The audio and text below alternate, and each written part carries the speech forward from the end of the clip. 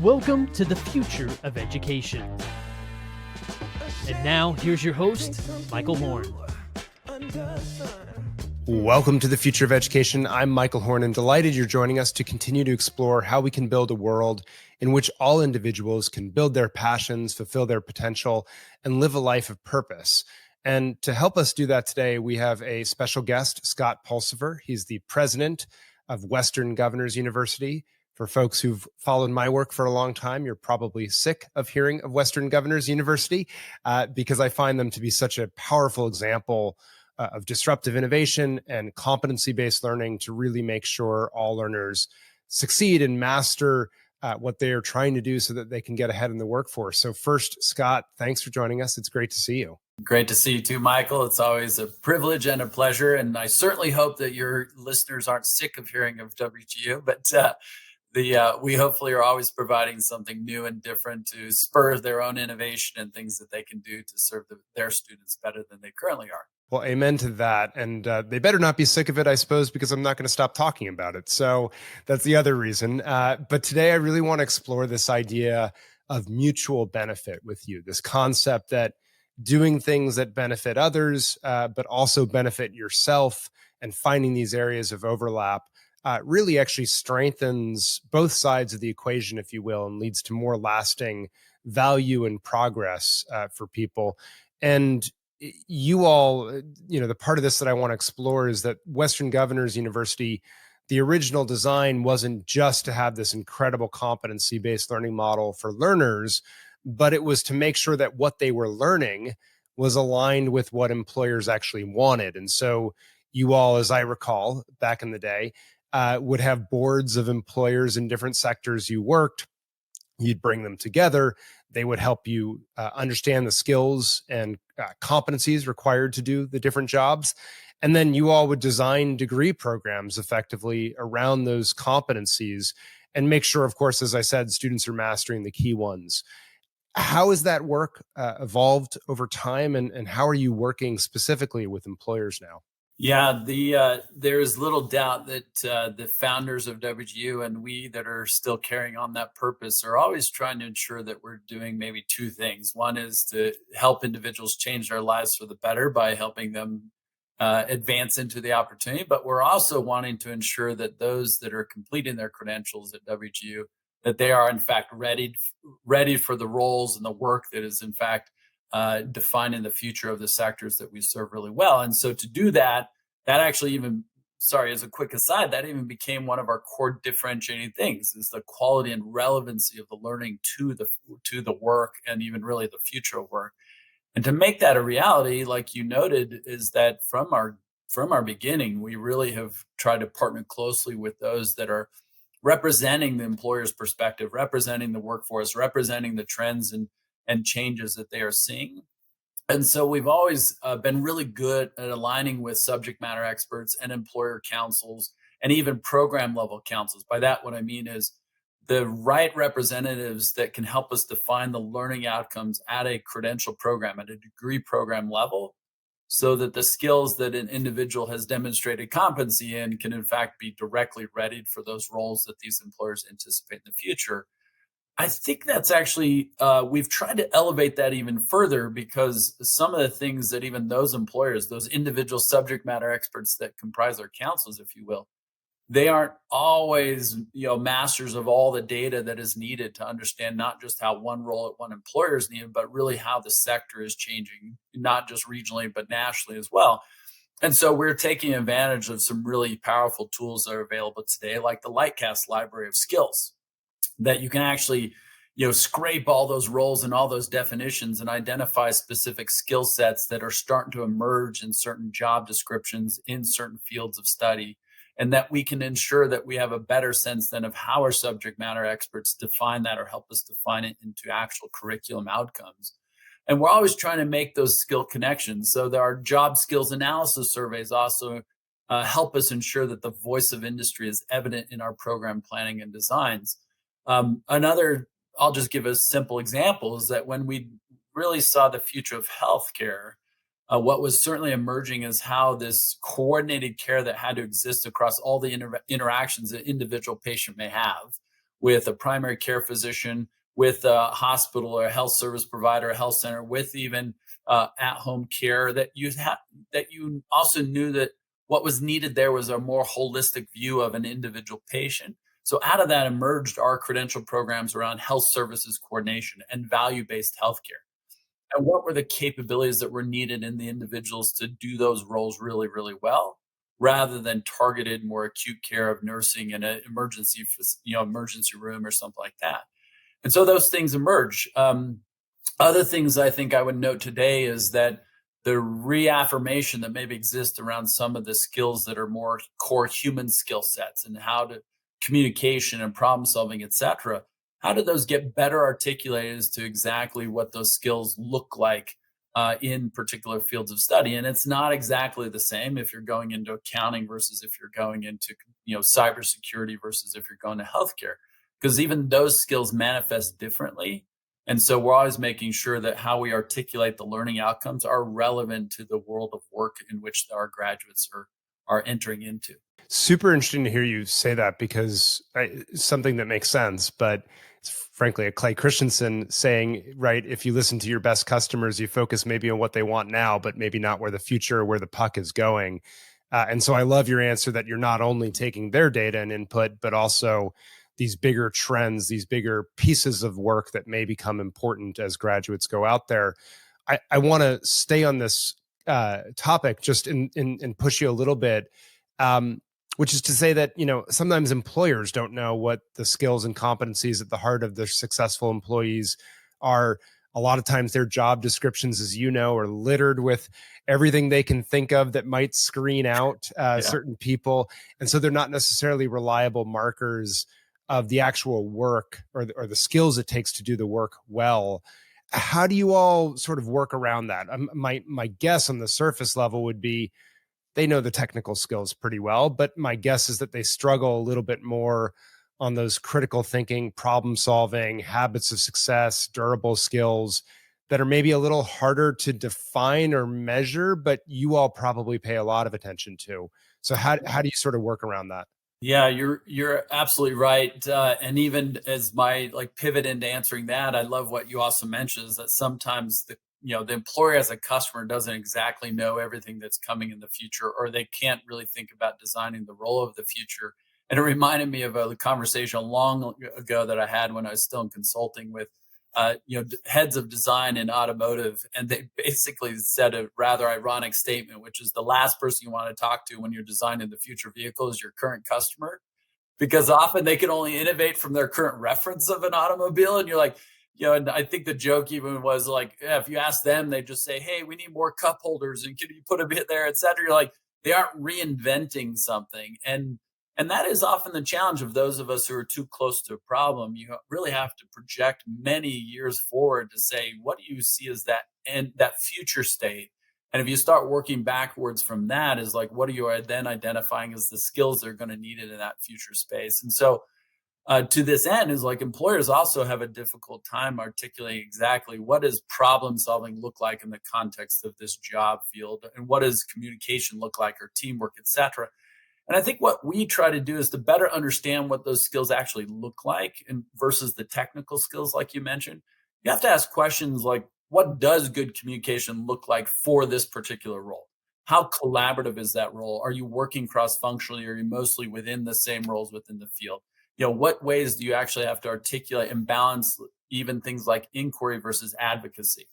What are the things that they are communicating about? So are there ways to actually test effective communication on a particular topical area that's relevant to the field of work?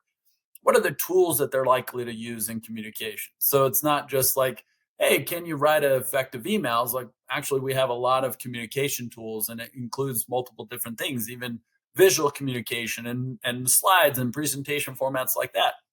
That you have to also understand those components to really see how good communication actually is effective.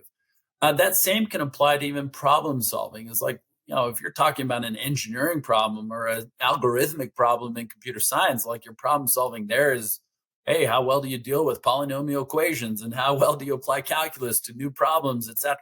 That's very different than solving a financial problem or solving some kind of organizational problem in leadership. those are different dynamics. And so even starting to surface like what are the variables that problem solving is going to be incorporating into that role? And those are the types of things that we're asking, such that even when it comes to the skill outcomes of what could be called liberal education, you have to go one step further to say the manifestation of this in this applied field looks like this. These are the kind of tools, these are the types of topics, these are the types of engagement you're going to have with your working peers, if you will, so that you can understand what statistical analysis looks like in a particular field, or you can understand what dealing with ambiguity looks like in a technical field versus in a health field. You certainly could see like dealing with life and death situations versus, hey, did my recommendation engine work correctly in a technical field? And so that's what we're trying to do, so that you don't have employers just saying, hey, you need to be an effective communicator. Like, well, I think I'm an effective communicator, but what does that look like in that role? Super helpful. I love these conversations because I learn so much every time I have them. And I'm curious, you started to go here, right, of what effective communication looks like in a technical field might be very different from a healthcare field, might be very different from education where you do a lot of work. How do these types of arrangements where you're working with employers, you're working with experts in the field, how do they sort of differ depending on the field size or the employer type or who, might be hiring your graduates? How does it sort of, are there broad rules of thumb that the work looks different in different fields? There are probably certain dynamics that we certainly consider in terms of how we engage with that particular field. And one of those, as you mentioned, is a pretty obvious one, which is what's the total scale of the workforce need here? Like, and to some degree, like this gives us a sense as to how strategic is it, for example. And I'll just bring up like a teacher preparation example, is that there's a lot of work going on in terms of how you teach math and what does math instruction look like right now. There's some pretty healthy debates about how you increase the effectiveness of that. Speaking as a parent of 6 children, trying to figure out the new way they were teaching math is like, I was thoroughly confused. And so you have to think about these even pedagogical approaches to even the subject matter within teacher preparation, so that we know that the skill sets that we're helping develop are relevant to the way in which instruction is improving. There are other dynamics there, for example, in dealing with interpersonal dynamics. There are high stakes experiences that you have with parents and their children and administrators and teachers. And so that's an example of where designing that learning environment for us at WGU meant, how do we utilize things like virtual reality or augmented reality to lower the stakes and pressure for experiences that individual students need to have before they're thrown into that more high stakes experience in the workplace? And so you can start seeing and measuring the development of ambiguous situations, or dealing with interpersonal dynamics, or dealing with heated matters or heated issues where there's lack of clarity about what the right answer or who the right person or which person may be in the right. These are examples that we're dealing with there, so you can be more targeted. Now, I will say that that's where we're also leveraging certain things, which is this something that is broadly applicable? Meaning, can we see it across all regions, in all school districts, in all schools? Something like math instruction. What's the right approach to that, and how are you developing? Or the science of reading is one of those developing areas right now. What's that looking like? And what is the adoption level? What kind of expert support do we have around those dynamics so that we can ensure we're doing it? Now, what we have to start also seeing is, where are the large scale employers that you can actually have successful rollout with this? And are there subject matters there within those employers that we need to have at the table to also help us design what are the criterion reference assessments to know whether competency has been demonstrated at a student level in a particular course in a program? And that's where you do have to see, is like, even if it's a national thing, you need to be able to see it applied specifically to an individual student in a specific circumstance. And that's where these, large scale employers give us a lot of experience, a lot of input, because they also see things at scale the same way we do. So it's not with a unit volume of 10 individuals. It's like, no, it's thousands of individuals, because we do want, in at least WGU's model, we want repeatability, we want consistency, we want fairness, because in a competency-based approach, we have to know that every graduate has demonstrated that competency against the specific skill sets. Because if they don't, they won't be successful at every employer, in every region, in every locale. That's what we're really trying to solve for. And that can be very different than a community college that's working with a local set of employers with a more narrow scope in terms of what the specific challenges they're meeting. And that's okay. It's just a different context for us at WGU because we do just think a larger scale while also bringing it down to a unit of one as a student. Makes a ton of sense. So I want to start to dig into the mutual benefits side of this a little bit more. And one of the famous, maybe infamous debates in higher ed, as you know, is who is the quote unquote customer, if you will, of a college or university. And on the one hand, the argument would go, well, employers are actually the end customer because they receive the product in terms of the graduates in the form of, obviously the students, and they pay their salaries, which is what in turn allows students to afford, if you will, the investment of tuition and so forth. On the other hand, it's kind of obvious that students feel like the customer. They're the ones often paying. They're consuming classes. They're consuming the teaching, the support, and the like. So it would stand to reason that they're the customer. How do you think about this sort of age-old question in higher ed? Yeah, it's certainly one of those, for us, maybe at WG, a little bit weird, as if somehow there's some trade-off to be made there. And maybe that's the point of the idea of mutual benefit, is that in fact, we think that there's significant, not overlap, like congruency in some way that exists between the customer of an individual and the customer of the workforce represented in employers. That we don't see it as a dichotomous kind of thing. Is like but having said that, we probably do think about it more in a primary, secondary kind of context, meaning that at the end of the day, at the point of decision about whether someone pursues post-secondary education, that happens at an individual level. That even the debate about education as a public good, like that's in a pure economic definition of a public good, it doesn't meet that threshold of this non-exclusionary, non-rivalrous thing, because most of all the benefits fundamentally accrue to the individual first and to society as a positive externality, or to employers and workforce, which is they are getting talent that they need for their workforce. However, the individual is first making the decision as to whether it's in their interest to pursue that education. And so that's where we see the individual student. That individual is the primary beneficiary of everything that we do as an institution. Now, the reason that this is not mutually exclusive with serving employers as a customer is because the very thing that benefits the employer as a customer is serving that individual really, really well.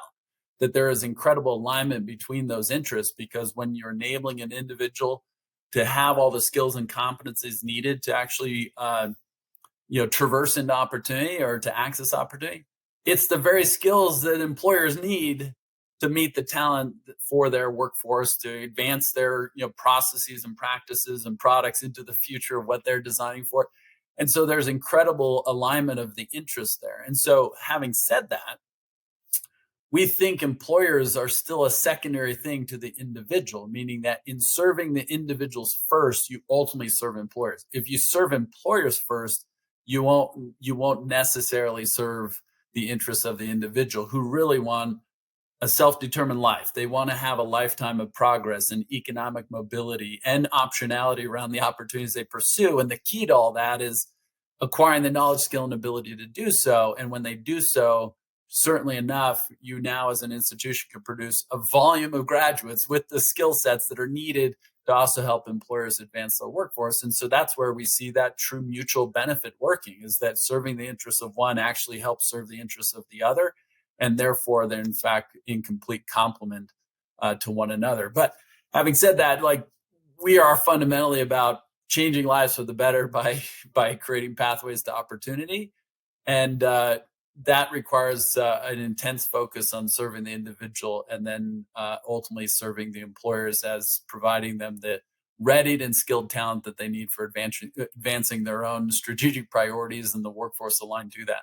So let's maybe talk about those outcomes then in that order, right? Students first and then the employer second, because in your impact reports that you put out annually, you measure both the satisfaction and life outcomes of the students, but you're also measuring the satisfaction and outcomes for employers. Talk to us about your results, what you've learned, why it's so important to measure both of these things. And perhaps my sense is that you doing so, you delivering for both, is what has driven so much of the organic growth, the word of mouth referral, right, that has driven the growth of WGU more broadly. Yeah, that's right. I think this fundamental mutual benefit, it was even captured, I think, a study by Strata that highlighted that nearly 80% of all Americans say they pursued their highest level of education in order to support themselves and their families into the opportunity. So they themselves were making this connection that existed between the advancing of my life means I have to acquire those skills that align me with the opportunity. And so we know for the promise of education as a pathway to opportunity, it has to deliver that value proposition for both the individual and for the employer. And so you're right, which is if we look at our surveys from Gallup and our partnership with them for over 10 years among our graduates, as you mentioned, like our net promoter score of our graduates is 74. Fully 95% of all of our graduates have referred a friend or colleague to WGU. That gives you a real sense that they are making an estimation that was worth the cost, that I actually had faculty that encouraged my dreams, aspiration, that I was ready for success in the opportunity that I want to pursue. And that's some of the data that we have that says, 77% of them say my education was worth the cost. And that's compared to a national average of 35%. We see that if you ask them even around graduates, are you thriving in all dimensions of well-being? 60% of our graduates were thriving in 2 or more. And I think it's consistently shown that graduates of WGU were more than twice as likely to be thriving in all 5 dimensions of well-being relative to their national peers. Now, on the employer side of that, you have to know whether the graduates that they're hiring are in fact possessing the skills and competencies needed for their job. And certainly one of the coolest indicators is that 92% of all employers say that our graduates are performing excellent or very good relative to the job, or 99% of our WGU grads, or 99% of employers say that our WGU grads meet or exceed expectations, and fully 95% of them say that they would hire a WGU graduate again. And that's this sense that they know that they can keep coming back to WGU graduates as a source of the talent that they need into the jobs they're filling. And there's some other long-term benefits to this, Michael, I think, which is we already know how many challenges exist around the cost of education. We also know that other trends have shown the declining employer perception of the readiness of graduates across the sector for the jobs of the future. But we also know that employers are investing heavily in the development of their talent. Like the individuals they have, they're trying to invest in education, they're trying to invest in training and development, because they know that they have to up-level the skill sets that are needed for the future. And when we're delivering on that kind of value proposition, we also see employers engaging more in funding that education too, as an alternative to even federal financial aid programs. They want to deploy well the money they're committing to education benefits to those programs and pathways that they know the graduates in completing them are going to be directly aligned with the skills that they need in the jobs that they're trying to up level their employees into. And so we even think it has that benefit to say for an employer now making economic considerations like, oh yeah, was that worth our cost to invest in that education? Absolutely it is, if I know that greater than 92% of the outcome are meeting or exceeding expectations, actually exceeding expectations. So that is a great economic value proposition for employers. And I think that will continue to change even the dynamic as to how do individuals fund their education that they need. So clear mutual benefit. As we wrap up here, last question, which is, how do you represent this idea of mutual benefit to the other constituencies you work with beyond the employers and students? So, specifically your faculty and other employees, because as you know, traditional higher ed, which you are not, but nonetheless, traditional higher ed, they aren't exactly known for wanting to serve employers and students both well at the same time. So how are you all attracting the right people, educating them around the importance of serving both of these constituencies and really making them, students priority one and employers following right behind? Yeah, you really can't serve one without serving the other. I mean, you have to serve both really well. Otherwise, your value proposition of education is the surest path to opportunity kind of falls apart. And so it requires that. And I think you're absolutely spot on. And this may be an interesting answer to most of the listeners or the viewers here, because it does start with certain core beliefs that are at the center of or foundational to everything that we do. And those core beliefs start with the inherent worth of every individual, and that if given the opportunity, everyone has something big to contribute. Their innate capacity for learning and growth. And even that phrase that we've heard, which is talent is universal, but even if opportunity is abundant, the pathways or bridges to them are not equally universal to the talent. That also, as a core belief, says, well, education is, in fact, a catalyst for people to change their lives for the better. It is a means to an end, meaning it helps people project or telegraph themselves into opportunity. And so for us, I think how we really communicate that mutual benefit, it started very clearly with the mission statement around we change lives for the better by creating pathways to opportunity. That is what we're about. To do that, it means that you have to deliver that value both for the individual and for the workforce, the employers, for that promise to work. The second thing is that we were really clear about our key results. And you can see that in all of our transparent outcomes, which our key results are really simple. For it to be a pathway and a promise, like, well, you got to complete it. So our first key result is completion. The second is having completed it, it better actually result in opportunity and a great return. So you have to measure, like, are the completers of that actually achieving what they need? If you increase completion and you ensure relevancy, is like you're delivering on that promise. Our third key result is really important for higher ed generally and WGU specifically, is that promise has to work for everyone. So equity is a key endeavor that we want to make sure that promise is working for everyone. What does that mean for our employees, for example? You have to be really aligned with those core beliefs. You can't elevate your worth over someone else's. You can't think that we want to serve a certain type of individual versus another. Like, oh no, we are about fundamentally changing lives for the better, and nothing qualified you for that work, nor nothing excluded you from that work. You are a human, and therefore we endeavor to serve you. And that's even how we try to align all of our own people and employee practices to say, you are just like our students, that you are invited to do this work to advance your own life. We also are, project that messaging and positioning to employers. Like, when you're really thinking about hiring and developing the talent you have, how are you actually helping them progress and grow and develop? We certainly are trying to persuade those across the sector to say, hey, all the investments we're making in higher education, they really should be about helping these individuals be successful. And when we're doing that, we also know we're actually advancing workforce and therefore society and the communities that comprise that society.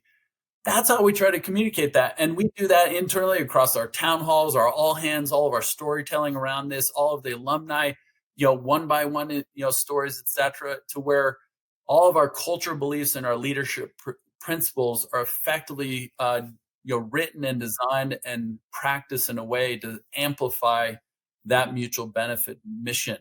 And I think that's, we're trying to be really transparent about that impact. It becomes pretty simple for us to measure, and we're really clear about who we're serving and how we try to measure that impact.